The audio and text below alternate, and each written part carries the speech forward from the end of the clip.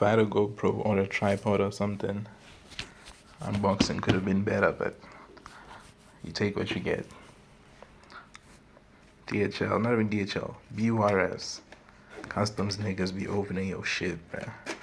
This is all them. In my head, I'm like, isn't there a machine that can just scan for contrabands or some shit? Like, scan for drugs, the way they do at the airport, without having to open your stuff up. Because I imagine you have something and they open it up and something drops out, no one notices. I think it's not a problem, bro. It's the box that it came inside. Anyway, bought this thing. Well, I've always wanted an NAS to begin with, but at the time when I first started to want it, I didn't really feel like there were any viable, affordable options.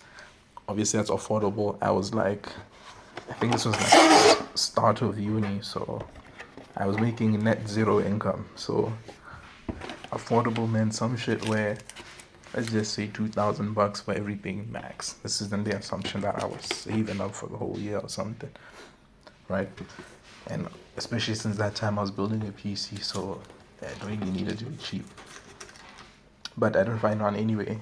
And what's also funny about this is, I guess it's like this. What's funny about it is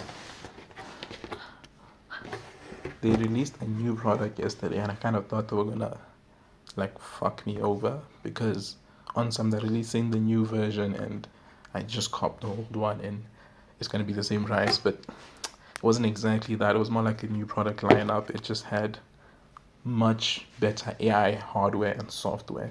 So this has some AI capabilities like photo image recognition and text recognition, stuff like that. But the next lineup, which by the way is way out of my budget, so regardless I was never getting it, is it has like an NPU, one of these Intel Core Ultra CPUs with an NPU and everything. So from my understanding, it's basically going to have a local model on it. Depending on how much my annual income rises, I'll get that one. This company is also new. Well, they're a Kickstarter company, one of the most successful I've seen. They launched a product on Kickstarter. Even the new one, they launched it on Kickstarter. So before this, I don't know, I'm giving a wiki, but you might as well listen. Before this, the brand name for like personal use NASs was a brand called Synology. But with Synology, there's a lot of functionality, especially software type functionality, that is just off the table. It's one of those things where it's almost like the Nokia situation, not as bad, but in the sense that there's stuff that they could have done, but they never bothered to do, partially and likely because no one else was making NASs as good as them, right? These guys came out of nowhere. Like when they got on Kickstarter, like this is I think the second product lineup. So this is the DXP, right? The first one was DH.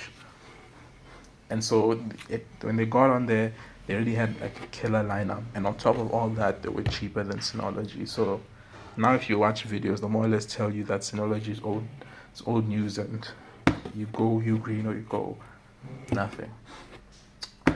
They also, now I don't know what that company's inception was. The Kickstarter thing is specifically for products. So it's not like, I don't believe the NAS is their first product, because they make, so I also got some cables, HDMI, Ethernet and USB-C cables, like very performant ones.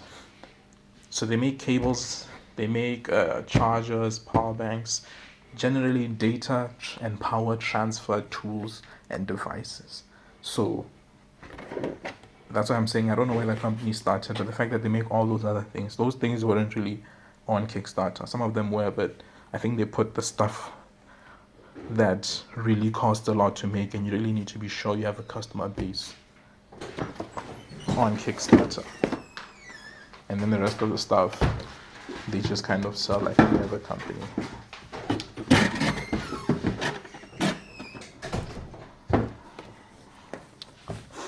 2-bay diskless.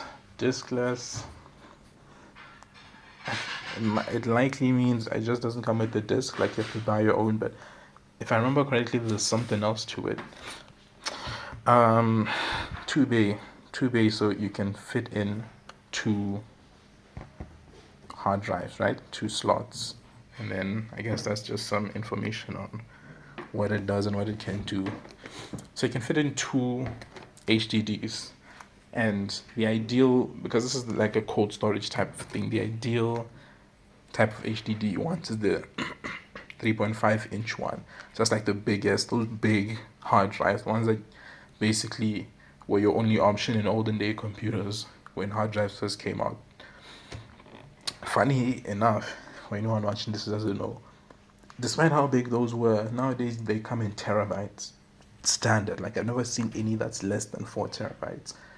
But despite how large they were at the time, I think I even have one from an old PC. It'll be that big and it's something like 560 megabytes. So it's really like a piece of the past of tech. This one goes up to 64 terabytes. So I can't get like 2 64 terabyte disks and put it inside, right? So the max storage it can handle is 64. There's an explanation to this thing of the maximum storage capacity. I looked it up once upon a time when I was like looking into getting a PC before I got my PC, but I've forgotten it. But there is like a hardware focused explanation, so it's not just them saying, oh, we won't let you put more storage. It's like you can put it, it just won't work because of the other hardware that's in there. Hey, when I record videos like this, I'm always tempted, I won't edit this, but I'm always tempted to then just start editing. But anyway, you have HDMI, you have Ethernet, I think it has like USB A and C as well. Those are the main things. Let me speed it up. It's been like almost 10 minutes already and I just been yapping. Yeah. I don't know if a lot of people from China be buying from them, or well, I mean, China's got like 1 billion plus niggas, so even if not a lot relative to the population is buying, it's still a lot. This is the thing itself. Accessories, and then manual and warranty card. So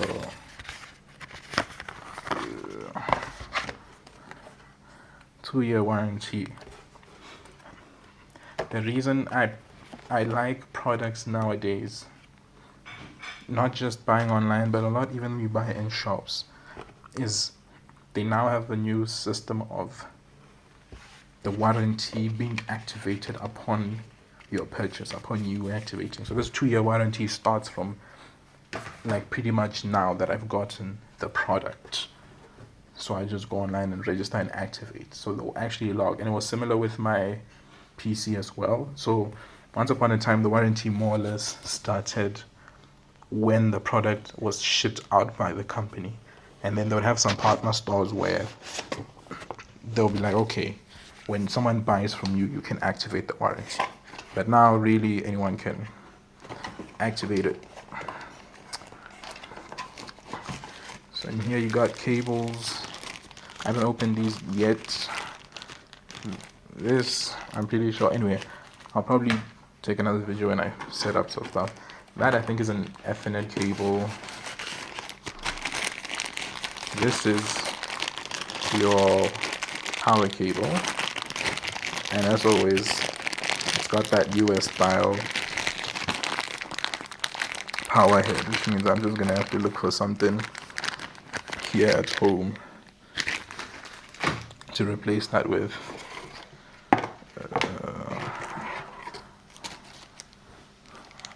This is like a screwdriver tool, so I suspect it's for installing the hard drives. This is the power brick, so power it up.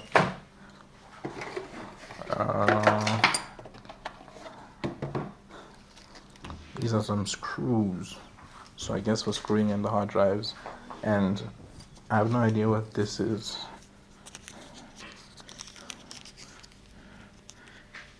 It might be a tool. At the same time, it might just be like merch or something. I'm not gonna say merch, but like a gimmick. You know how laptops come with those stickers for Core Ultra and what. So I suspect that's what it might be. And then you have the star of the show.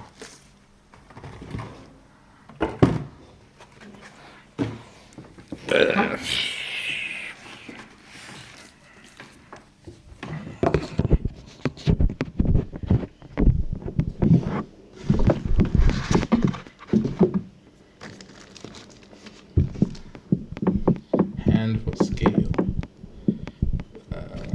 What else can we use for scale? Hand will have to do. It's not that big. It's like a mini PC size-wise.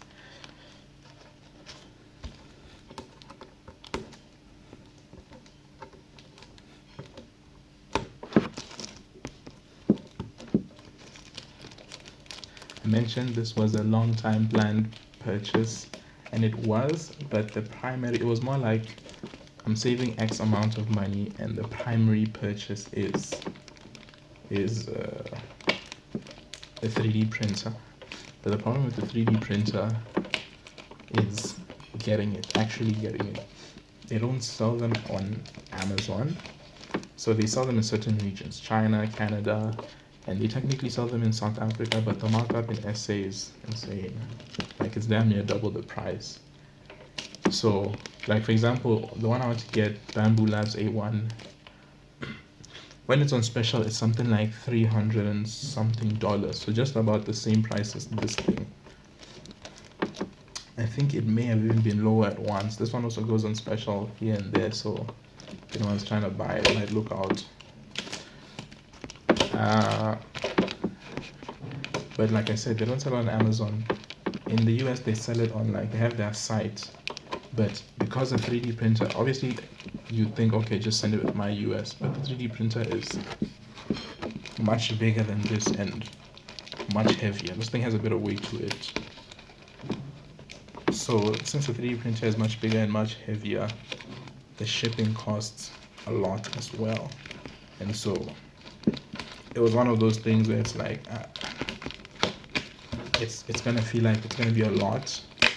And then on top of that, if I want to get anything else off of Amazon, that's going to be separate shipping. And like I've said to a couple of people in this group, if you want to buy something off of Amazon, nowadays especially, what I've seen is Amazon's logistic pathway is more efficient, such that you're better off just looking for something that ships from Amazon all the way here. It's gonna cost you way less than going to my US nowadays, from my experience at least. So that's exactly like, is it even visible in the video? Yeah, looks exactly like it does on that site. So anyway, and then on top of that, Amazon consolidates your shipping. Like my US claims, my personal experience with my US is the consolidation is not that crazy.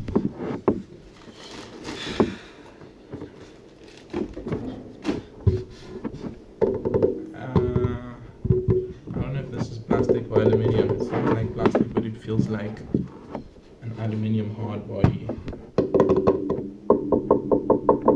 Okay, it's definitely metal, likely aluminium. So, magnetic dust mesh filter, cool. As I say, it's like a PC, bro. There's your power supply, a fan, I/O. It pretty much is a PC, just a dedicated PC.